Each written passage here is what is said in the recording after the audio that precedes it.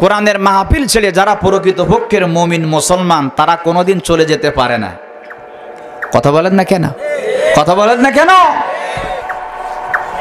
আচ্ছা, আপনাদের কাছে জিজ্ঞাসা করি, বলেন তো, ছেলে সন্তান দেন কে? মেয়ে সন্তান দেয় কে?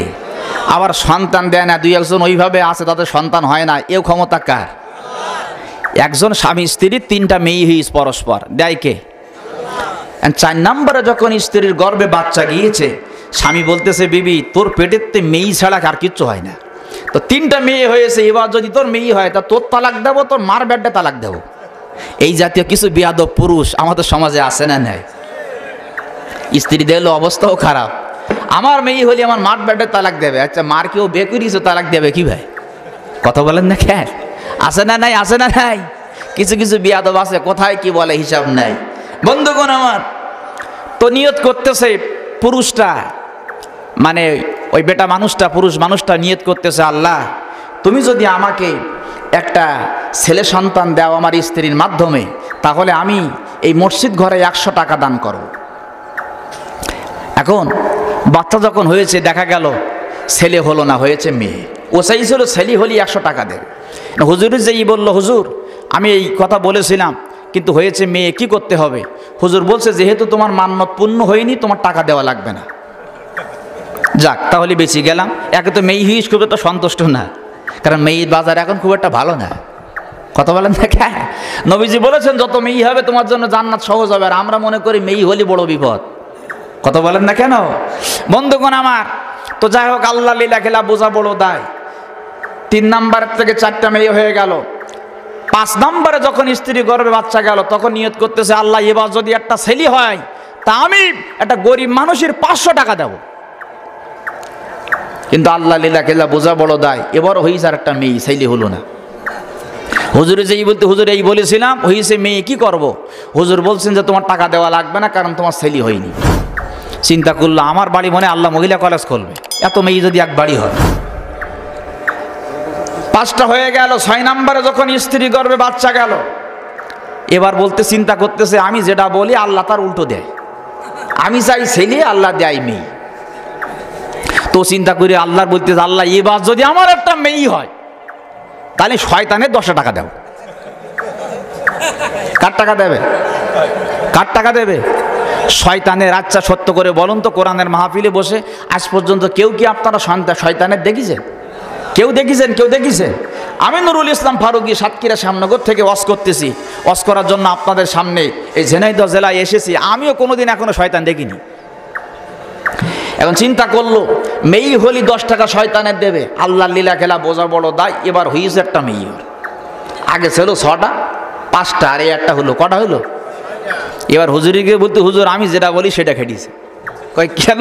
কই এতদিন চাই ছেলে, আল্লাহ দেয় মেয়ে, এবার মেয়ে চাই, তাও আল্লাহ আর একদিন পর আমার কথা শুনিয়েছে, দেশে।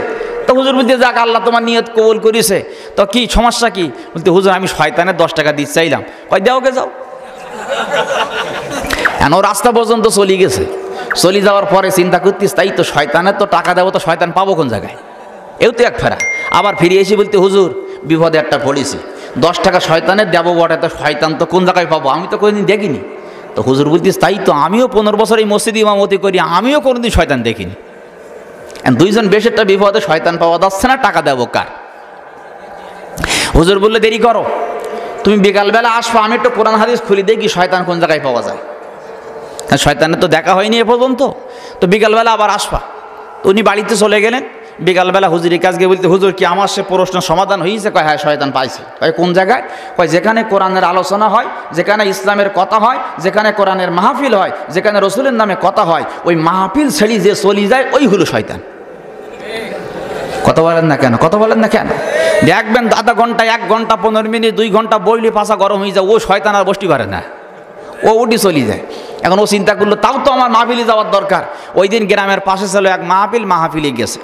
মাহফিল শুনতেছে, ও সবার পিছনে বইছে, বসে বসে চারিদিক তাকাতাকি করে, যে উঠে যাবে সে শয়তান।